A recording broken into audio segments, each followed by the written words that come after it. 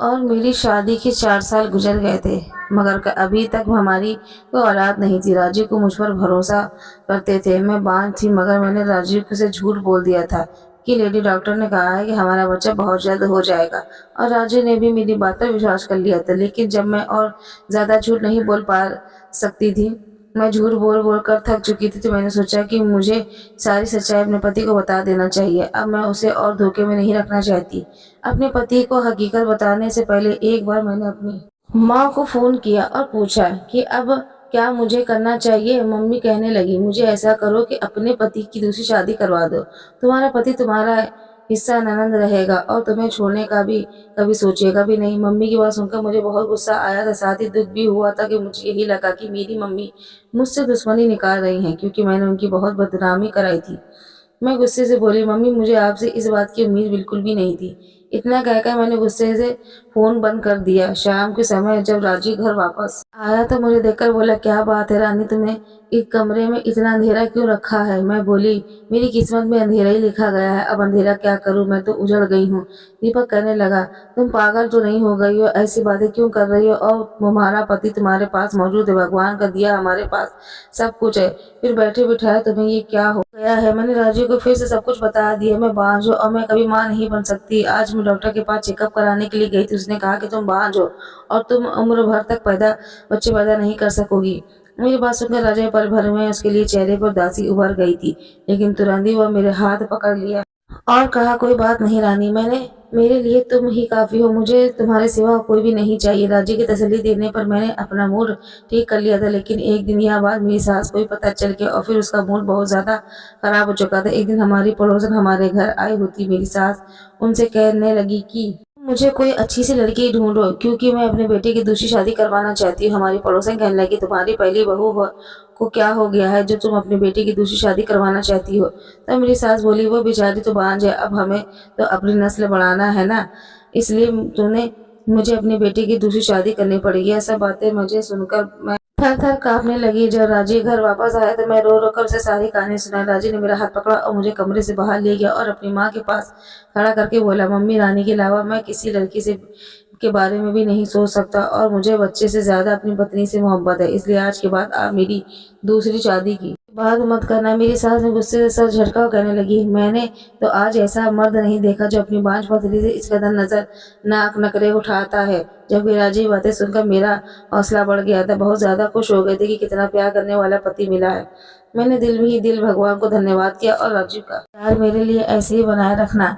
रात हुई तो मैंने सोचा कि राजू को चाय बनाकर दे दूं। मैं चाय बनाने किचन में गई तो मेरी सास के कमरे से आवाज़ आ रही थी। मैंने अपना नाम सुनकर चौंक गई। मैंने गौर किया तो वह अपनी बेटी से फ़ोन पर बात कह रही थी कि तुम चिंता मत करो, मैं रानी को तलाक दिलवाकर राजीव की दूसरी शादी करा दूंगी। तुम ऐसा करो कि उसके लिए कोई अच्छी सी लड़की ढूंढना शुरू कर दी। ये बातें सुनकर मेरे दिल पर बोझ आ गिरा था। मैं चाय बनाए बगैर अपने कमरे में आकर लेट गई थी। मुझे अब अपनी मम्मी का ख्याल आया था, मगर पिछली बार उन्होंने जो मशवरा मुझे दिया था वो मुझे बिल्कुल अच्छा नहीं लगा था। वह मेरी मेरी सास की तरह मेरे पति की दूसरी शादी करवाना चाहती थी। मैंने ना चाहते हुए भी अपनी मम्मी को फ़ोन मिला दिया और मैं रोने लगी। मम्मी बोली, रूपाली बेटा तुम कहाँ गायब हो गई थी? क्या मेरे साथ बात करने की भी नहीं जाना चाहती? मम्मी की बात सुनकर मुझे हैरत हुई।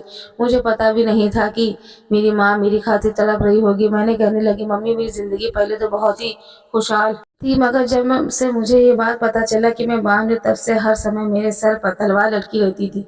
मेरी सास ने पड़ोसन से कहा कि मेरे बेटे के रिश्ता ढूंढो। कभी अपनी बेटी से कहती थी, कभी इस बार बहू मैं अपनी पसंद के लेकर आऊंगी, तुम अपने भाई के लिए रिश्ता ढूंढो। मम्मी राजू बहुत ही अच्छा इंसान है, मेरे खाते अपनी माँ से लड़ा।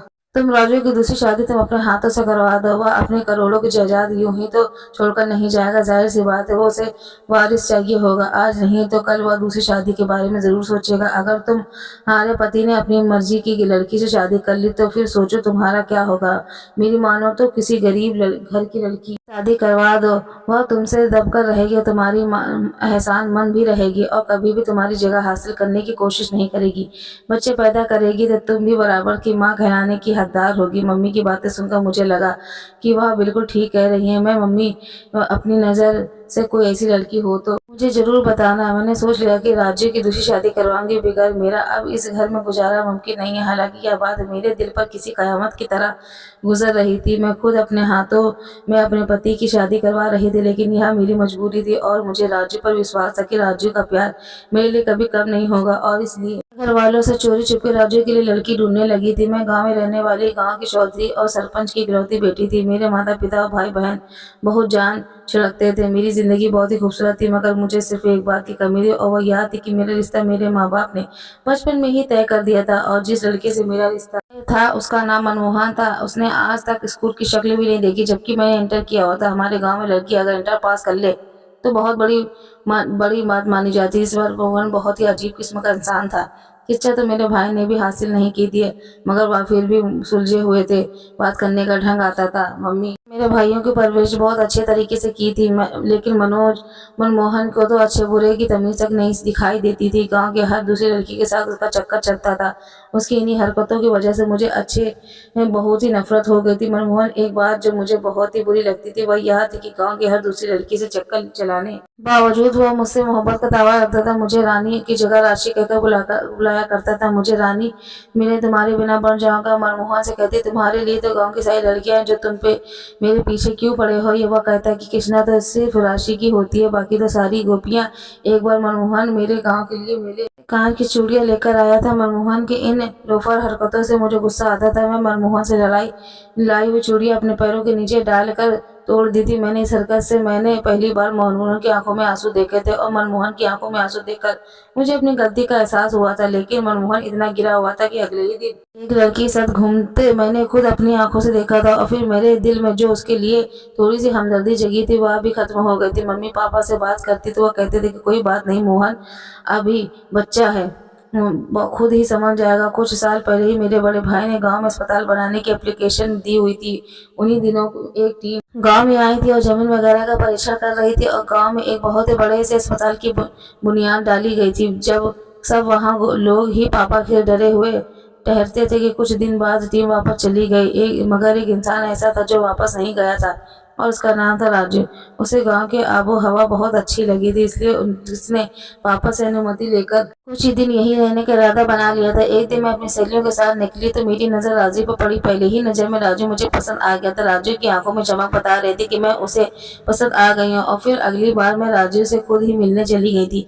वह मुझे देखकर मुस्कुरा दिया और कहने लगा मुझे भी मजा था। उसने मुझे अपने मोबाइल नंबर दिया। मैंने मम्मी से फोन किया था, और हम दोनों की मोहब्बत और परवार चढ़ने लगी। और कहने लगा कि मैं तुम्हें अपनी जिंदगी में शामिल करना चाहता हूं। तब मैंने उसे अपने मंगेतर मनमोहन के बारे में सब कुछ बता दिया। वह मेरी बात सुनकर बहुत हैरान हुआ। कहने लगा, वह तो बहुत ही अजीब इंसान है, उसके साथ 2 मिनट भी खड़ा रहकर बात भी नहीं कर सकता। तुम उसके साथ पूरी जिंदगी कैसे गुजारोगी। मैंने राजू से कहा कि तुम अपना रिश्ता लेकर मेरे घर आओ, हो सकता है मेरे माता पिता को मुझ पर तरस आ जाए। राजू ने हामी भरी थी और वापस अपने शहर चला गया, और फिर पूरी एक हफ्ते बाद अपनी बहन और अपनी माँ के साथ वापस लौटा था। उसने मेरा रिश्ता मांगा था, मगर मेरे पापा ने मना कर दिया। मैं बहुत ही बेचैन हो गई थी और मैं हर समय रोती रहती थी। मेरी भाभी और मेरी मम्मी मेरी दिल जोई करने की कोशिश किया करती थी। एक दिन मैंने पापा से बात करने का फैसला किया। मैंने उसने कहा कि मनमोहन से शादी नहीं कर सकती। पापा ने मेरे सर पर हाथ रखा और बोले, बेटा मैंने विश्वास की कि माँ को जवाब दे रखी है और अब इस दुनिया में नहीं है। मैं मनमोहन की स्वर्गीय माँ से किया हुआ वादा इस तरह तोड़ नहीं सकता। पापा की बात सुनकर मुझे बहुत ही दुख हुआ था। मेरी आंखों में आंसू आ गए थे। पापा कहने लगे, कोई बात नहीं, समय के साथ सब ठीक हो जाएगा। औरत अगर अच्छी है तो वफादार भी हो तो बस बेहतर है, लड़का भी ठीक कर लेती है। पापा यह कहकर बाहर गए थे। मैंने उसी समय राजू को फोन किया और बुरी तरह से रो रही थी। वह कहने लगा, तुम चिंता मत करो, मैं तुम्हें इस तरह से बर्बाद होने नहीं दूंगा। मैं तुम्हें लेने आ रहा हूँ। और फिर मैं राजू के साथ शहर भाग गई। मुझे मालूम था कि मेरे पापा बहुत बदनामी होगी, मगर मैं मजबूर थी। मैं राजू को खोना नहीं चाहती थी। राजू ने मेरे साथ शादी की और मुझे अपने घर ले गया था, मगर जब राजू की माँ को पता चला तो राजू मुझे घर में भगा लाया। तो वो कहने लगी, बेटा तुम गांव के चौधरी का मुकाबला नहीं कर सकते। मुझे डर है कि और तुम्हें कोई नुकसान ना पहुंचा दे। राजू भी एक करोड़पति बाप का बेटा था, मगर मेरी सास जरा पुराने विचारों की मालकिन थी। उन्होंने घर से भागी हुई लड़की को बहू के रूप का नहीं किया था। उन्होंने मेरे और राजू के बीच फूट डालने की हर मुमकिन कोशिश की थी, लेकिन राजू एक अच्छा पति साबित हुआ। जिंदगी में हर मोड़ में उसने मुझे इज्जत दी थी। वह भगवान की कृपा थी कि मेरे पापा भाइयों ने मेरा पीछा नहीं किया था, न ही मेरी जिंदगी नरक बना जाती। खैर, नरक तो अभी भी बनी हुई थी, क्योंकि ये बात का पता था कि मैं बांझ हूँ, बच्चा पैदा नहीं कर सकती। मुझे ख्याल आता था कि मेरे साथ ये सब मेरे माँ बाप की बद्दुआ है का नतीजा तो नहीं है। खैर, अब मैंने अपने पति की दूसरी शादी करवाने का सोच लिया था। मैं अपनी सास की जिद के आगे जिंदगी तबाह होने नहीं देना चाहती, इसलिए मैंने अपनी सास से चोरी छुपे मोहल्ले की एक औरत को कुछ पैसे के बदले अपने साथ मिला लिया था। मैंने उससे कहा कि तुम मुझे किसी मजबूर गरीब लाचार लड़की का रिश्ता लाकर दो और इस बात का किसी को पता नहीं चलना चाहिए। उस औरत ने बड़े ही गुप्त रूप से मुझे अपने घर बुलाया था। उसने मेरे सामने एक लड़की की तस्वीर रखी थी। मैं तो उसकी खूबसूरती देखकर ही दंग रह गई थी। ऐसा लग रहा था कि वह जैसे चांद का टुकड़ा। रिश्ता करने वाली औरत कहने लगी, यह लड़की अनाथ है और अपने चाचा चाची के साथ रहती है, कि अब जल्द से जल्द अपने घर की हो जाए। मैं तो लड़की की तस्वीर देखकर बोली, आंटी, मैं कभी अपने पति की शादी इस लड़की से नहीं करूंगी। उसका हौसला तो देखो, मेरा पति तो इसकी इश्क में पागल हो जाएगा। वह औरत कहने लगी, बेटा, ये रिश्ता बहुत ही अच्छा है, इसको हाथ से मत जाने दो। यह बहुत ही सीधी सादी लड़की है, तुम्हारे सामने दब कर रहेगी। मेरा मेरा तो जीना मान रहा था, मगर मैंने उस मैना की लड़की का रिश्ता स्वीकार कर लिया। मैंने तस्वीर देखकर पहुंचा तो बड़ा अजीब सा मंजर देखने को मिला। मेरा पति सोफे बैठा हुआ था, जबकि मेरी सास और नंद उसके सामने बैठी हुई थी। मेरी नंद बोली, भाई, आप एक बार लड़की से शादी कर जिंदगी गुजारना चाहते हैं? मैंने अपनी माँ से तुम्हारे लिए एक बहुत ही अच्छी लड़की देखी है, तुम उसे शादी कर लो। जिस पर राजू बोला, आप दोनों बस ये भी करो। मैंने पसंद की शादी करने का इतना बड़ा जुल्म नहीं कर दिया कि आप मेरे हर वक्त ताने देते रहते हैं? मैंने आपसे कह दिया कि रानी के अलावा और किसी से स्वीकार नहीं करूंगा। मेरी पत्नी है और मरते दम तक वही मेरी पत्नी रहेगी। जहाँ सास और नंद की बातें ने मेरा दिल छन्नी कर दिया था, वही राज्य की बातें सुनकर मुझे बहुत ही हिम्मत मिली थी। मैंने उससे कुछ बोले बिना ही कमरे से चली गई थी। थोड़ी देर बाद राज्य भी मेरे पीछे आ गया था। वह कहने लगा, तो मम्मी और दीदी की बातों को दिल पर मत लेना। मैं बोली, आप दूसरी शादी कर लो। राज्य की बात पर मैं हैरान हो गया था। वह कहने लगा, ऐसा हरगिज नहीं कर सकता। मैंने कहा, आपको दूसरी शादी की इजाजत दे रही हूँ, मगर आप मेरी पसंद की लड़की से ही शादी करोगे, अपनी माँ की पसंद की लड़की से नहीं।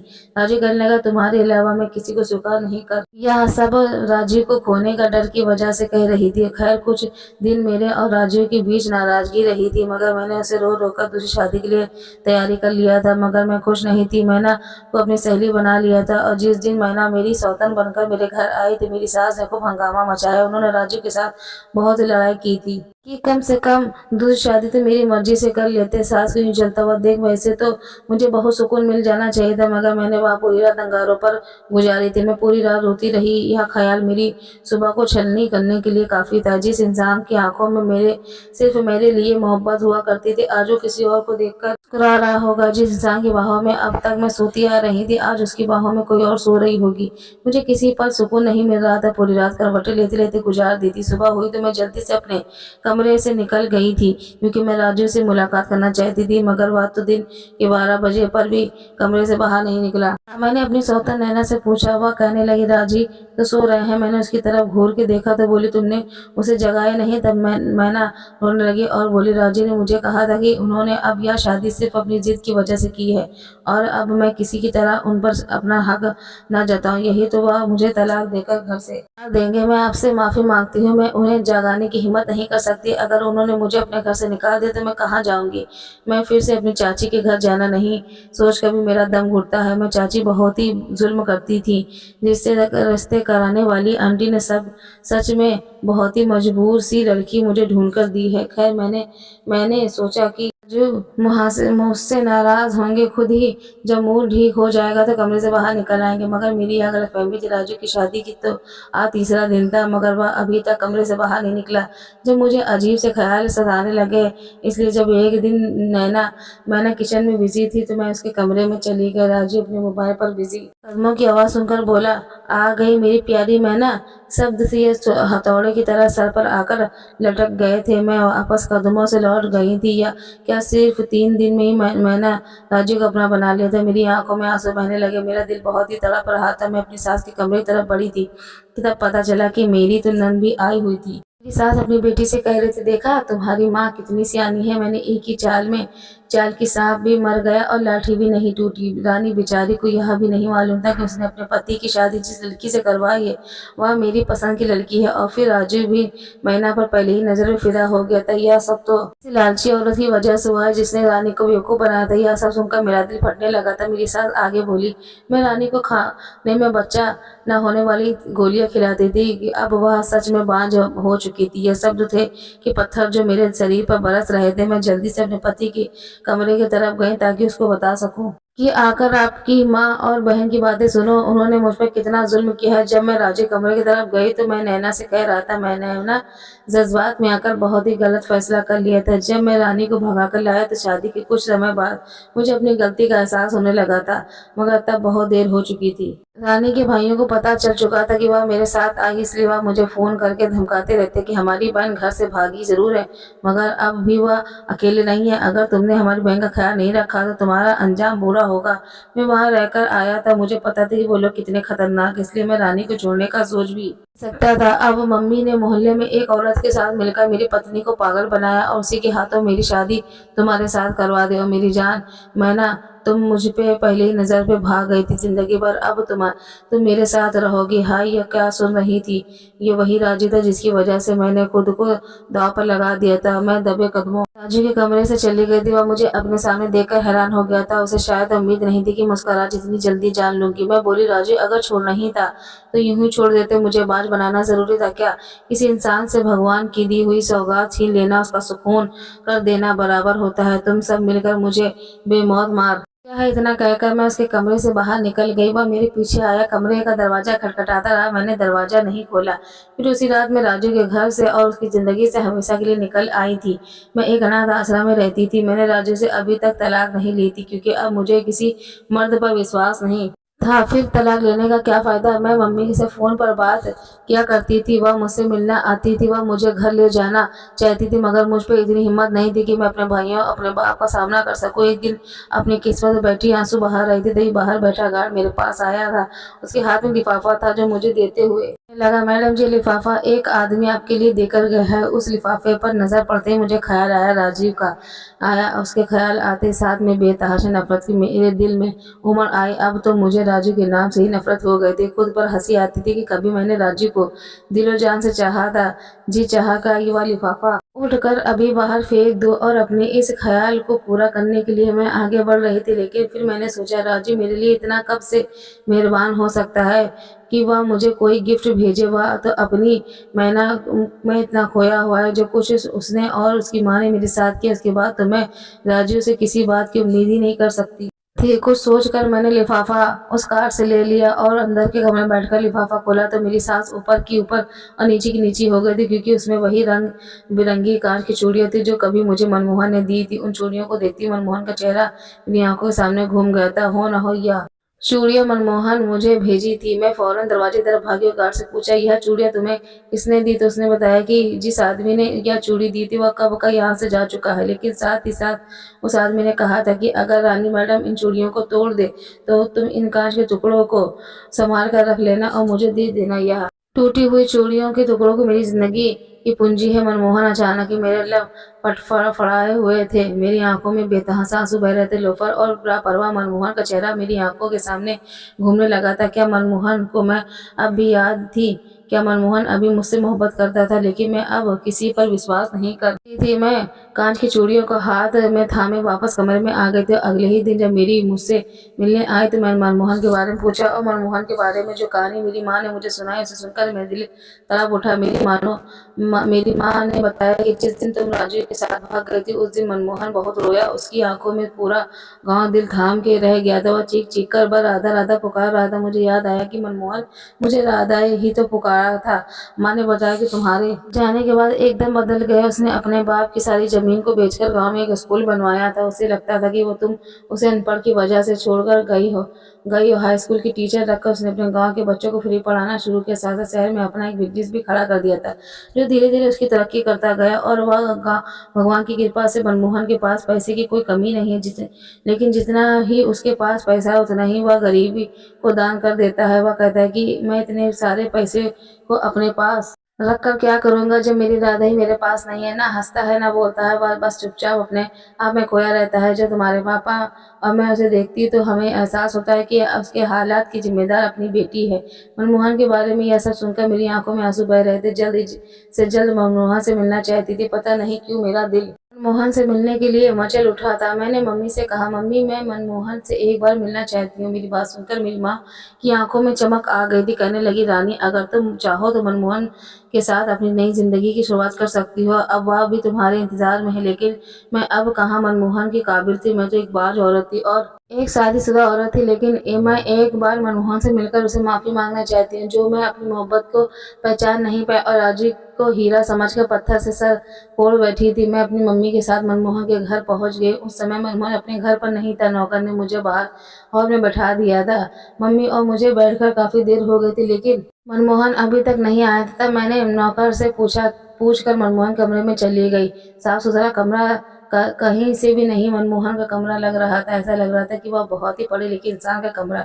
और फिर अचानक मेरी नज़र ऐसी चीज़ पे पड़ी। मैं वहीं दिल थाम पर बैठ गई। सामने ही दीवार पर में शीशे लगे फ्रेम में ऊंची कांच की टूटी चूड़ियों के टुकड़ों से राधा लिखा हुआ था। उसका मतलब था है मनमोहन उसी समय उससे इतनी मोहब्बत करता था और मैं उसकी मोहब्बत को पहचान नहीं पाई थी। मनमोहन ने जब मुझे अपनी पहली चूड़ियाँ गिफ्ट की थी और मैंने उन्हें पैरों से कुचल कर तोड़ दिया था। मोहन ने उन चूड़ियों के टुकड़ों को संभाल कर रखा हुआ था और आज तक उन्हें संभाल कर रखते हुए थे। मेरी आंखों से आंसू बह रहे थे और पता ही नहीं चला कि मनमोहन मेरे पीछे आकर खड़ा हो गया था। और जब उसने राधा कहकर पुकारा तो मैं अचानक ही पलटी थी।